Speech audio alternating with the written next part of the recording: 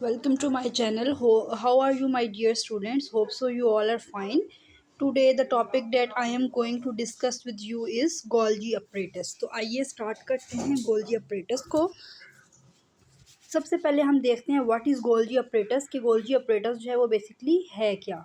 ठीक है, तो गोल्जी apparatus जैसे हम गोल्जी कॉम्प्लेक्स भी कहते हैं, गोल्जी बॉडी भी कहते हैं और सिंपल गोल्जी भी कहते हैं। ठीक है, ये मेम्ब्रेन बाउंडेड ऑर्गेनल्स हैं जो कि सैक लाइक हैं। ठीक है, उसके बाद ये बहुत से यूकैरियोटिक सेल्स के साइटोप्लाज्म में पाए जाते हैं ये ऑर्गेनल्स। ठीक है, लेकिन ये प्रोकैरियोट्स में एब्सेंट हैं। ठीक है, मेमेलियन रेड ब्लड सेल्स और स्पर्म सेल्स ऑफ ब्रायोफाइट्स में भी ये एब्सेंट है। उसके बाद इनकी जो साइज़ की रेंज है और उसके अलावा इनका जो नंबर है वो डिफरेंट सेल्स के अंदर डिफरेंट है। ठीक है, प्लांट सेल्स के अंदर सेवरल स्मॉल गोल्जी कॉम्प्लेक्सेस मौजूद होते हैं जिन्हें डिक्टियोसोम्स कहा जाता है। ठीक है, और ये जो गोल्जी वेसिकल्स हैं ये रिस्पॉन्सिबल हैं ट्रांसपोर्टिंग के लिए, मॉडिफिकेशन के लिए और पैकिंग के लिए किस चीज़ की, प्रोटीन्स की। ठीक है, और लिपिड्स की, किसके अंदर, वेसिकल्स के अंदर। ठीक है, उसके बाद है स्ट्रक्चर ऑफ गोल्जी अपरेटस कि इसका स्ट्रक्चर कैसा है। तो ये पैरेलल फ्लैटेंड सैक जो सिस्टर्ने से मिलकर बने हैं। ठीक है, और इसके अलावा बहुत सी पेरिफेरल ट्यूब्यूल्स और वेसिकल्स जो हैं वो भी गोल्जी अपरेटस का पार्ट हो सकते हैं। ठीक है, यहाँ पर आपको साफ डायग्राम दिखाई गई है। इस डायग्राम में आपको ये दिखाया गया है कि गोल्जी अपरेटस का एक सिस फेस है, एक ट्रांस फेस है। ठीक है, ट्रांस फेस से सिक्रीटरी वेसिकल्स रिलीज होते हैं। ठीक है, और ये ल्यूमेन है और ये सिस्टर्ने हैं। ठीक है, और ये इनकमिंग वेसिकल है जो कि सिस फेज में एंटर होता है। अब हम डिस्कस करते हैं सिस्टर्नी को। तो गोल्जी अपरेटस जो है वो 4 to 8 सिस्टर्नी से मिलकर बना होता है। ठीक है, जो कि यूजुअली इक्वली स्पेस्ड होते हैं स्टार्क्स में। ठीक है, और उसके बाद ये एक दूसरे से सेपरेट होते हैं थिन लेयर ऑफ इंटरसिस्टर्नल साइटोप्लाज्म से। ठीक है, गोल्जी कॉम्प्लेक्स जो है उसकी एक डिस्टिंक्ट पोलैरिटी है, 2 पोल्स हैं, cis and trans face.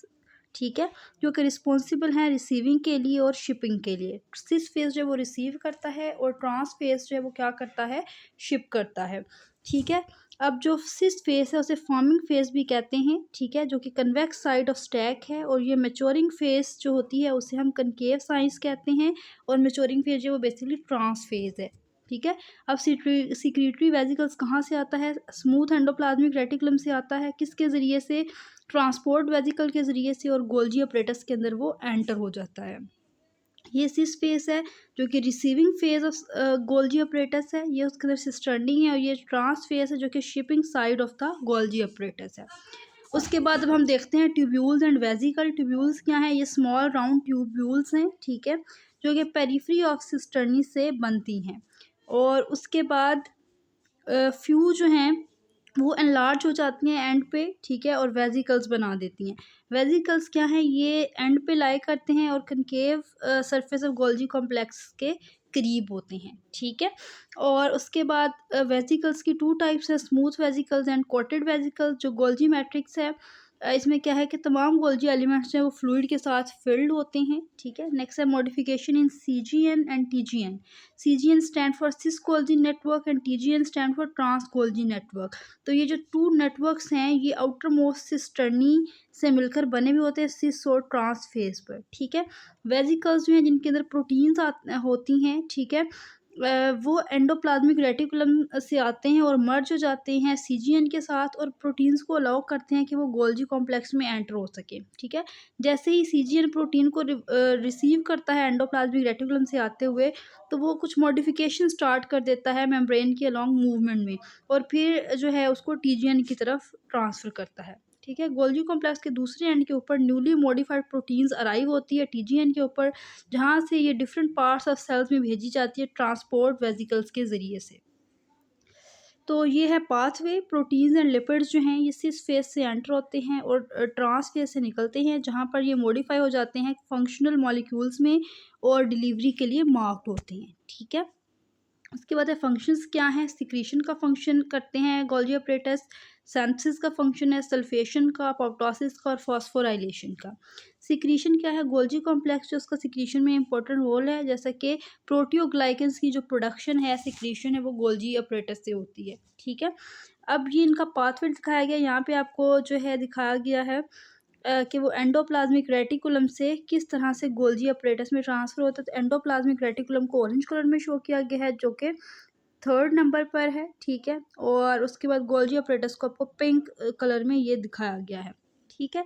Number 1 पे ये जो है this is the nuclear membrane, number 2 पे है न्यूक्लियर पोर्स, नंबर 3 पे है रफ एंडोप्लाज्मिक रेटिकुलम क्योंकि इनके ऊपर राइबोसोम्स मौजूद है, 4 पे है स्मूथ एंडोप्लाज्मिक रेटिकुलम, 5 पे है राइबोसोम जो कि अटैच्ड हैं रफ एंडोप्लाज्मिक रेटिकुलम से, 6 जो है दैट इज़ द मैक्रोमोलिक्यूल, ठीक है। 7 जो है that is the transport vesicle, 8 जो है that is the Golgi apparatus, ठीक है। 9 is cis phase of Golgi apparatus, 10 is the trans phase of Golgi apparatus and 11 is the cisternae of Golgi apparatus, ठीक है। तो वेसिकल्स जो हैं, अब जो प्रोटीन्स हैं वो वेसिकल्स में कन्वर्ट होती हैं, ठीक है। ये उसके अंदर पैक हो जाती हैं और फिर एंडोप्लाज्मिक रेटिकुलम से कहाँ एंटर हो जाती हैं, गोल्जी अपरेटस के अंदर, ठीक है। अब है सिंथेसिस। तो कार्बोहाइड्रेट की सिंथेसिस में जो है गोल्जी अपरेटस का काफ़ी रोल है। उसके बाद ग्लूकोसामाइनोग्लाइकेंस में की सिंथेसिस में इसका रोल है, ठीक है। उसके बाद गोल्जी जो है वो पॉलीसेकेराइड्स और प्रोटीन्स के साथ अटैच होती है और उसके बाद प्रोटियोग्लाइकेंस जो है वो बनाती है, ठीक है। उसके बाद है सल्फेशन। तो गोल्जी जो है उसके अंदर सल्फेशन ऑफ सर्टेन मॉलिक्यूल्स जो है उसमें गोल्जी अपना रोल प्ले करती है, जो कि ल्यूमन से पास होते हैं, ठीक है, सल्फर ट्रांसफरेजिस के ज़रिए, जो कि सल्फर मॉलिक्यूल को डोनर से गेन कर लेते हैं, जिन्हें पैप्स कहते हैं। सल्फेशन जो है वो ट्रांस गोल्जी नेटवर्क के अंदर होती है। सल्फेशन जो है वो ग्लूकोसामाइन असाइल ग्लूकोसामाइन अमाइनोग्लाइकेंस जो हैं उनके अंदर होती है, जो कि प्रोटियोग्लाइकेंस हैं, और उसके बाद कोर प्रोटीन्स के अंदर होती हैं। उसके बाद सल्फेशन का जो लेवल है वो प्रोटियोग्लाइकेंस के लिए बहुत ज़्यादा इंपॉर्टेंट है। उसके बाद है अपोप्टोसिस। तो सेल जो है उसका बड़ा ही एक पुटेटिव रोल है अपोप्टोसिस के अंदर, ठीक है। एक न्यूली कैरेक्टराइज्ड प्रोटीन जो है anti Golgi anti apoptotic protein, वो ऑलमोस्ट रिज़ाइड करती है गोल्जी के अंदर और सेल्स को प्रोटेक्ट करती है अपोप्टोसिस से, लेकिन अभी इसका मैकेनिज़्म जो है वो अभी तक डिफाइंड नहीं है। उसके बाद है फास्फोराइलेशन। तो फास्फोराइलेशन ऑफ मॉलिक्यूल्स जो है उसमें एनर्जी की ज़रूरत पड़ती है। एटीपी जो है वो इम्पोर्ट कर दिया जाता है ल्यूमन ऑफ गोल्जी में, जो कि यूटिलाइज़ होता है किसके ज़रिए से, कैज़ेन काइनेज़ 1 एंजाइम के ज़रिए से और कैज़ेन काइनेज़ 2 की हेल्प से, ठीक है। उसके बाद एपोलिपोप्रोटीन जो कि एक वीएलडीएल बनाती है कॉन्स्टिट्यूएंट ऑफ ब्लड सीरम, ठीक है। और उसके बाद है protein glycosylation with in Golgi. तो गोल्जी के अंदर भी प्रोटीन प्रोसेसिंग होती है, जिसके अंदर modification and synthesis of carbohydrate portion of glycoproteins आता है। और उसके बाद इस प्रोसेसिंग का जो एक इम्पॉर्टेंट स्टेप है वो है modification of N linked oligosaccharides that are added to the protein in ER. तो इसमें रिएक्शंस का सीक्वेंस क्या है, सबसे पहले 3 एडिशनल मैनोज रेजिड्यूज जो हैं वो सेपरेट हो जाते हैं। उसके बाद sequential addition of N acetyl glucosamine होती है। फिर 2 मोर मैनो जो हैं मैनोजेस वो रिलीज़ होते हैं। फिर फ्रूकोज ऐड होता है और एन एसिटाइल ग्लूकोसामाइन जो है वो ऐड हो जाता है। उसके बाद लिपिड एंड पॉलीसैकेराइड्स मेटाबॉलिज्म। तो सिरामिड्स में जो है स्फिंगोलिपिड्स और ग्लाइकोलिपिड्स आते हैं। फास्फोफोराइल कोलीन जो है वो ट्रांसफ़र होती है फॉस्फेटिडाइल कोलीन से सिरामिड में, ठीक है। जब दो एक या ज़्यादा शुगर्स के मॉलिक्यूल रिज़ाइड करते हैं या ऐड होते हैं तो अल्टरनेटिवली एक वैरायटी ऑफ डिफरेंट ग्लाइकोलिपिड्स जो हैं वो सिंथेसाइज हो सकते हैं। उसके बाद वेस्कुलर ट्रांसपोर्ट होती है गोल्जी की तरफ एंडोप्लाज्मिक रेटिकुलम से, ठीक है। तो वो प्रोसेस जिसमें मेम्ब्रेन इनक्लोज्ड वेसिकल्स हैं वो ट्रांसपोर्ट होते हैं वन मेम्ब्रेन इनक्लोज्ड कंपार्टमेंट से दूसरे तक, तो उसे हम वेसिकुलर ट्रांसपोर्टेशन कहते हैं। प्रोटीन्स जो हैं वो नहीं मूव कर सकते लिपिड बायलेयर से, ठीक है।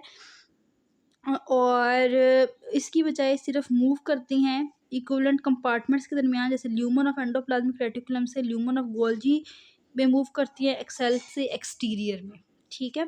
उसके बाद protein sorting and export from Golgi apparatus. तो गोल्जी अपरेटस जो है वो ट्रांसपोर्ट करता है प्रोटीन्स को, लिपिड्स को और पॉलीसेकेराइड्स को उनके फाइनल डेस्टिनेशन पर। इस पाथवे को सिक्रेटरी पाथवे कहते हैं, जिसमें प्रोटीन्स को सॉर्ट किया जाता है different kinds of transport vesicle में, जो कि बर्ड होती है ट्रांस गोल्जी नेटवर्क से और डिलीवर करती है अपने कंटेंट्स को सेलुलर लोकेशन पे डिफरेंट जगह पे, ठीक है। ये डायग्राम में भी आपको प्रोटीन सॉर्टिंग दिखाई गई है, ठीक है। उसके बाद है कि गोल्जी अपरेटस से ट्रांसपोर्ट कैसी होती है। तो गोल्जी अपरेटस से जो ट्रांसपोर्ट है वो दो तरीक़ों से होते हैं, कॉन्स्टिट्यूंट सिक्रीटरी पाथवे और रेगुलेटरी सिक्रीटरी पाथवे। सबसे पहले कॉन्स्टिट्यूटिव सिक्रीटरी पाथवे, प्रोटीन्स जो हैं वो सिक्रीट होती हैं सेल से कंटिन्यूसली, ठीक है। जब वो बगैर किसी एक्सटर्नल सिग्नल या फैक्टर के रिलीज़ हों तो उस पाथवे को हम कहते हैं कॉन्स्टिट्यूटिव सिक्रीटरी पाथवे, ठीक है। तो प्रोटीन्स जो हैं वो स्टोर हो जाती है वेसिकल्स में, गोल्जी में, और फिर डायरेक्टली मूव करती हैं सेल सरफेस पे और फिर प्लाज्मा मेम्ब्रेन के साथ फ्यूज़ हो जाती हैं और फिर सॉल्युबल प्रोटीन्स जो हैं वो इस तरह से रिलीज़ हो जाती हैं। दूसरा है रेगुलेटरी सिक्रीटरी पाथवे। ये डिस्टिंक्ट रेगुलेटरी सिक्रीटरी पाथवे है जिसके अंदर स्पेसिफिक प्रोटीन्स जो हैं वो इन्वायरमेंटल सिग्नल्स के रिस्पॉन्स में सिक्रीट होती हैं, ठीक है। प्रोटीन्स जो हैं वो गोल्जी नेटवर्क के अंदर, ट्रांस गोल्जी नेटवर्क के अंदर सॉर्ट होती हैं और फिर सिक्रीटरी वेसिकल में जो है वो सॉर्ट हो जाती हैं। ये सिक्रीटरी वेसिकल जो है ये यूजुअली लार्जर होते हैं ट्रांसपोर्ट वेसिकल्स के मुकाबले में, ठीक है। और उसके बाद फिर स्टोर हो जाते हैं, ठीक है, जब तक कि स्पेसिफिक सिग्नल रिसीव नहीं होते। जब स्पेसिफिक सिग्नल रिसीव होते हैं तो ये प्लाज्मा मेम्ब्रेन के साथ फ्यूज़ हो जाते हैं और प्रोटीन्स जो हैं वो रिलीज़ हो जाती हैं, ठीक है। नेक्स्ट है selective transport of protein to lysosomes. कुछ जो सिलेक्टिव प्रोटीन होती हैं वो किस में कन्वर्ट हो जाती हैं, लाइसोसोम में, और इस प्रोसेस को हम कहते हैं सिलेक्टिव ट्रांसपोर्ट ऑफ प्रोटीन, जिसमें लाइसोसोम जो हैं वो जो है वो करते हैं इसको, ठीक है। और इसे प्रोटीन सॉर्टिंग कहती हैं, ठीक है। ये प्रोटीन जो है ये मॉडिफाई होती है मैनोज फास्फोराइलेशन के ज़रिए से सिस गोल्जी नेटवर्क के अंदर। फिर फास्फोराइलेटेड मैनोज मॉलिक्यूल्स जो हैं वो रिकॉग्नाइज होते हैं मैनोज 6 फॉस्फेट रिसेप्टर के ज़रिए से ट्रांस गोल्जी नेटवर्क के अंदर, ठीक है। अब है कि व्हेन अ मॉलिक्यूल, क्वेश्चन है, when a molecule enters the Golgi apparatus, जब मॉलिक्यूल गोल्जी अपरेटस में एंटर होता है, the molecules enter through dash. Molecules किसके ज़रिए से एंटर होते हैं, एंड एग्जिट थ्रू डैश। और एग्जिट किसके ज़रिए से होते हैं, तो एंटर बोलते हैं सिस फेस के ज़रिए से और एग्जिट करते हैं वो ट्रांस फेस के ज़रिए से, ठीक है। तो ये थी आज की वीडियो, होप सो आपको समझ आ गई होगी। अपना ख्याल रखिएगा, कीप लर्निंग, कीप वॉचिंग।